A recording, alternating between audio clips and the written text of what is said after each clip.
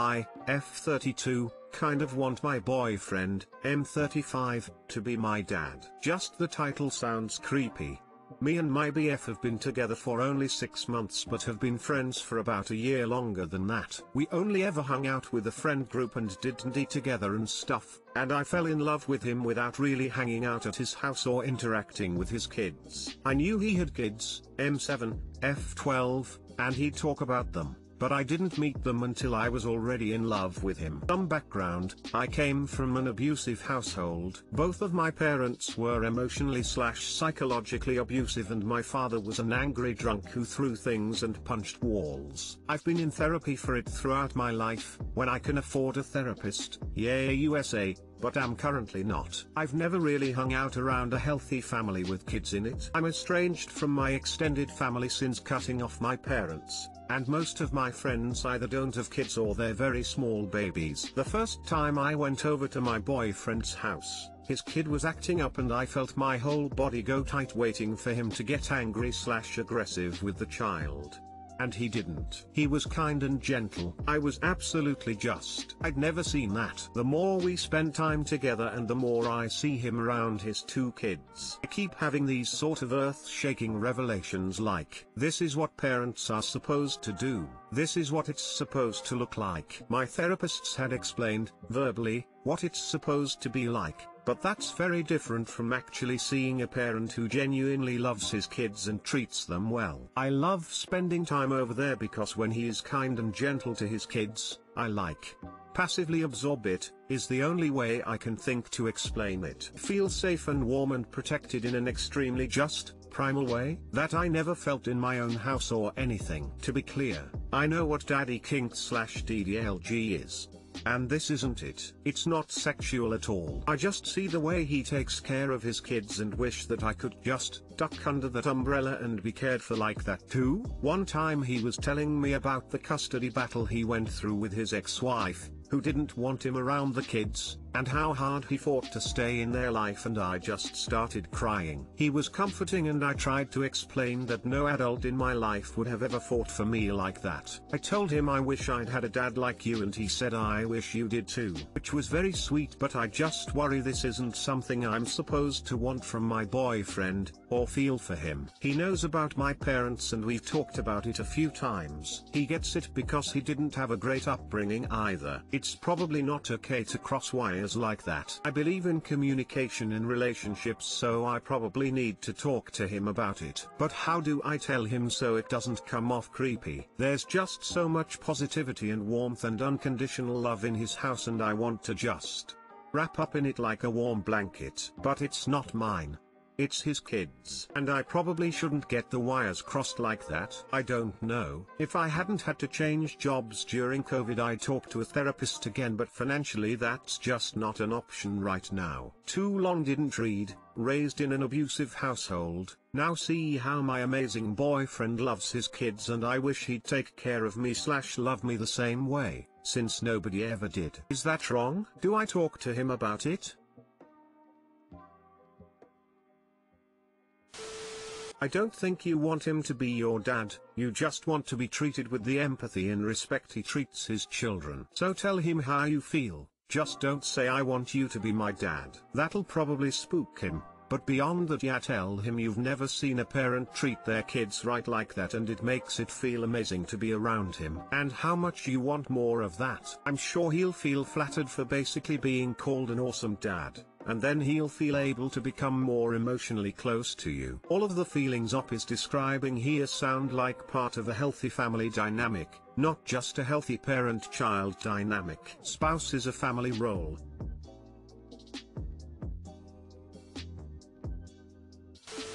I think it's really normal to want to have a protective partner who's looking out for you. We all have to be independent adults, but it's nice when you can trust someone else to take charge. That's okay.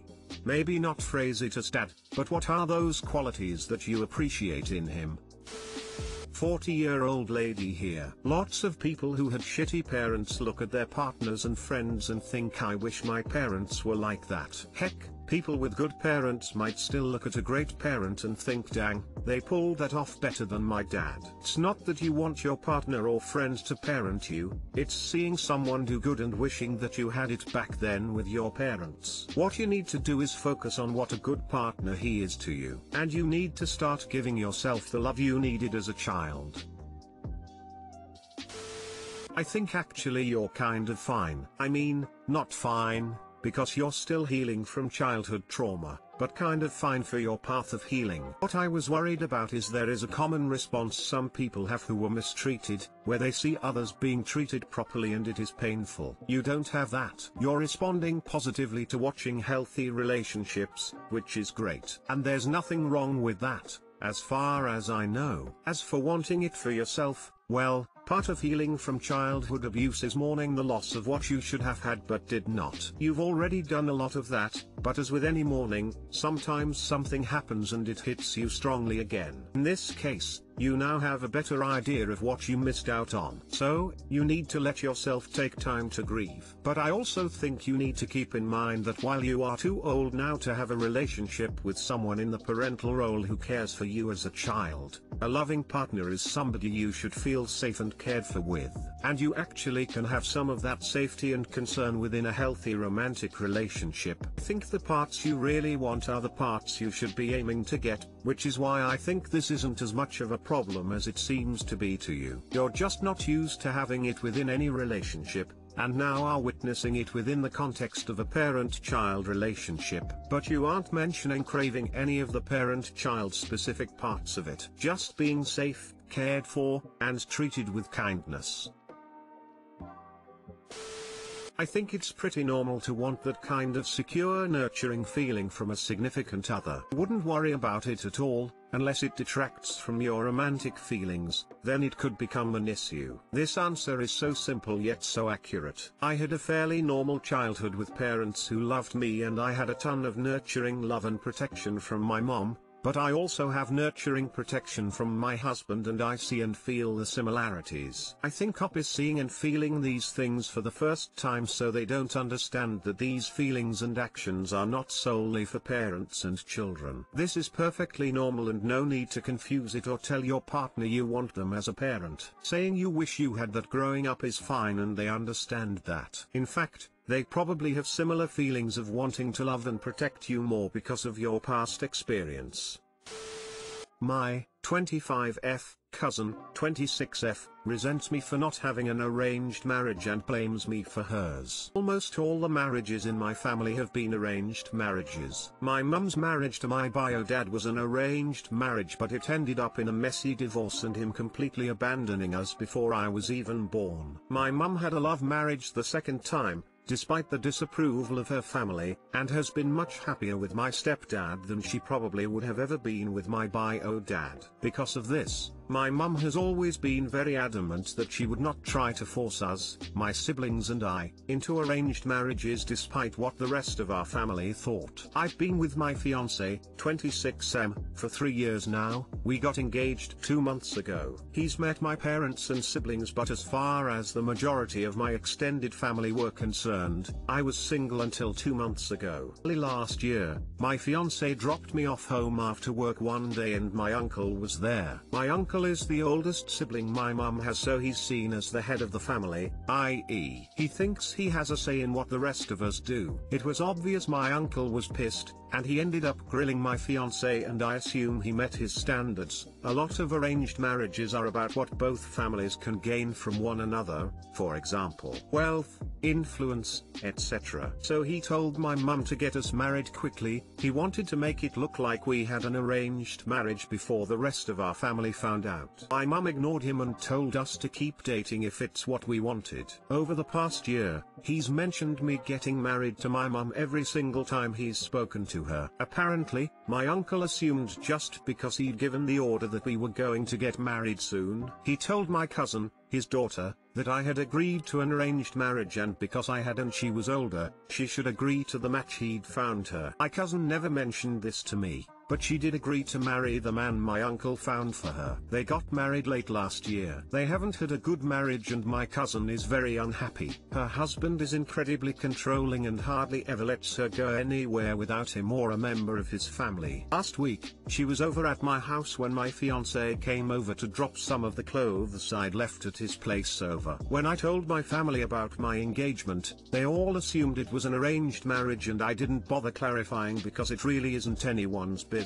You don't tend to do sleepovers if you're having an arranged marriage, so my cousin knew immediately it wasn't what she assumed. She started asking me questions about my relationship and I answered honestly. She got really angry at me and kept demanding to know why I didn't tell her about him. Thing is, I'm very close to this cousin but I also know how our family is about dating and I didn't want my male cousins trying to strong-arm my fiancé. They've jokingly threatened this before. She pretty much blamed me for her arranged marriage and said she only agreed because she thought I was going to have one too, and if I had told her I had a boyfriend, she would have had the courage to stand up to her family. She hasn't spoken to me since. I do feel bad for her. I know how unhappy she is, but if she had mentioned what my uncle told her earlier, I would have clarified. I don't want this to be the end of our relationship, but I don't know what I can do to fix this. Please help. Too long didn't read.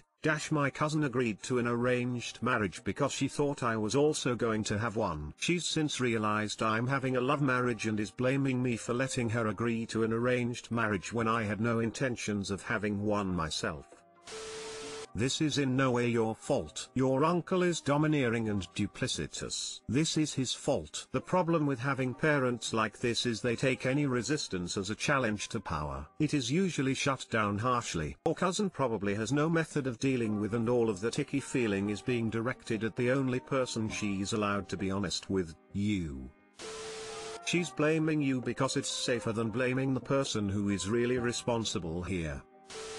She is projecting how she feels about herself onto you. While she can't use you as a model, she can certainly use your mother. Tell her you and your family will be there for her if she decides to end her marriage and do something else. If she comes after you again, be kind but firm. She is responsible for her own choices, and she doesn't get to attack you because she wishes she had made the decisions you have. As the seemingly only person in this situation not trying to control her or force her into an arranged marriage, you're safe to lash out at. You won't be upset or angry with her for not wanting an arranged marriage. She can be open with her feelings towards you. Priya, I don't think I will ever fully understand your feelings related to your arranged marriage because I simply cannot live in your shoes, but I do want to be there for you and help you navigate this. Please let me know if you want to talk.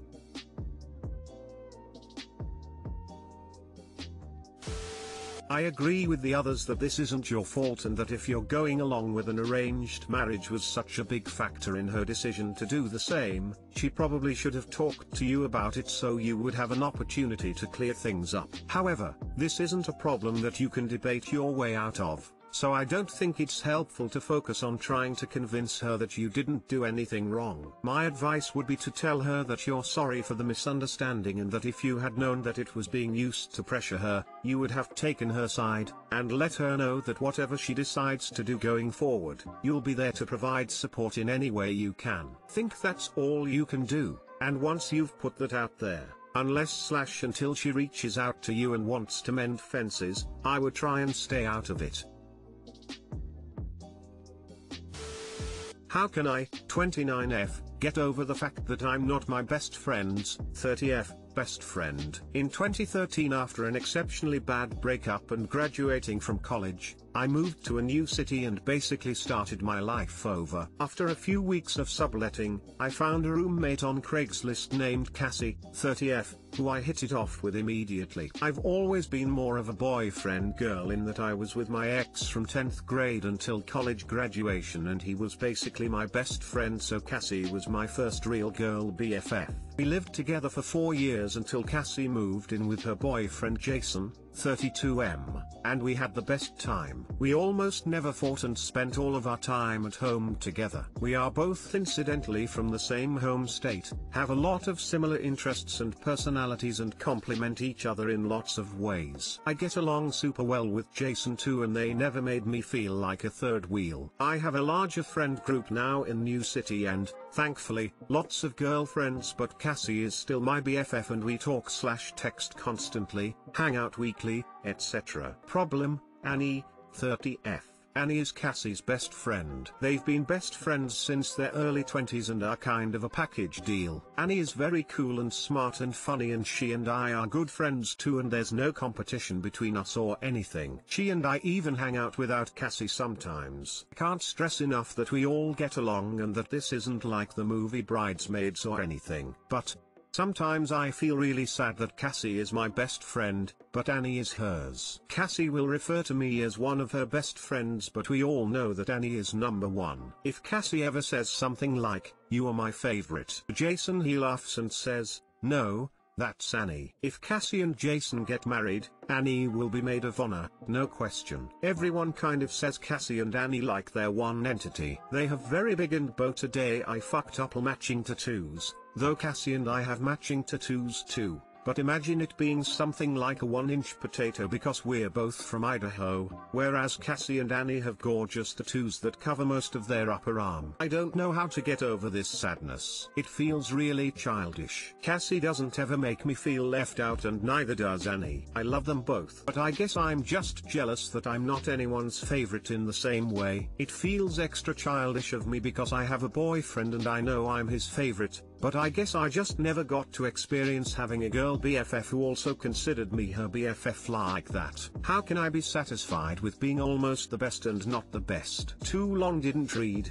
My best friend, Cassie, has her own best friend, Annie. How can I get over feeling like I'm second best?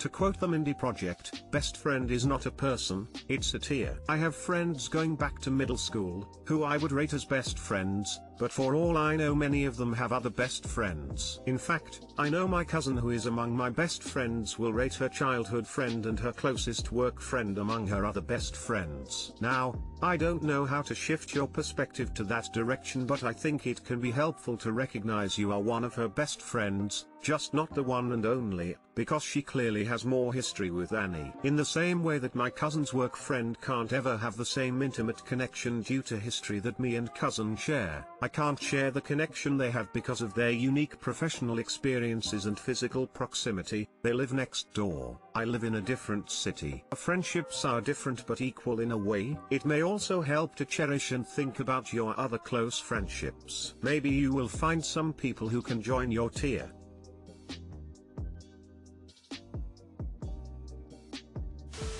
So I've been the Cassie in my friendship for the last 12 years, and let me offer you some insight. My two best friends are never competing in my mind. One of them is from the same hometown and same cultural background and likes all the things half of my personality likes. The other one I met in New York, and our family lives / backgrounds / etc. couldn't be more different, but we have the best time together and she is constantly teaching me new things and likes all the things that the other part of my personality likes. They both consider me their best friend. They're both amazing, smart and incredible women, and while maybe if you asked my mom or my boyfriend who my best friend was, they would choose one of them simply because of time, but that is not how I view it. They are both my best friends and my soulmates. I would never choose a favorite, nor would I ever want to, because they bring equally important, but different things to my life. That was long, but point is, Cassie loves you and I'm sure she loves Annie too, but not any more or any less. History has an impact on how other people view the relationship, but not on the actual relationship. Don't be sad and don't be jealous. It sounds like you're loved. Also, your tattoo may be smaller, but it's still a tattoo. And it might be smaller just because she already had a giant one on her shoulder, so she wanted to keep it down. I doubt it correlates to love. As I get older, my tattoos get smaller and less drastic. Every relationship is asymmetric, and there's something to learn here. Everybody is free to give as much as they want, but nobody has the obligation to give you as much as you want. You should love people for what they are, as long as they don't hurt you on purpose, not for what they give you. The good thing about friendships is that some of the social expectations placed on intimate/monogamous relationships don't apply in them, in that we can have and love multiple friends, without loving our other friends less. It's not like giving out slices of pie. Love for others doesn't affect how much love you get. Also, it seems like you and her are best friends, full stop. I think you need to work on your own self-image and confidence in yourself, as not to rely on companionship, which you have through your bestie, boyfriend, and other friends, for validation. Your role in life is not to be someone's number one BFF, it's to be you. Edit, spelling.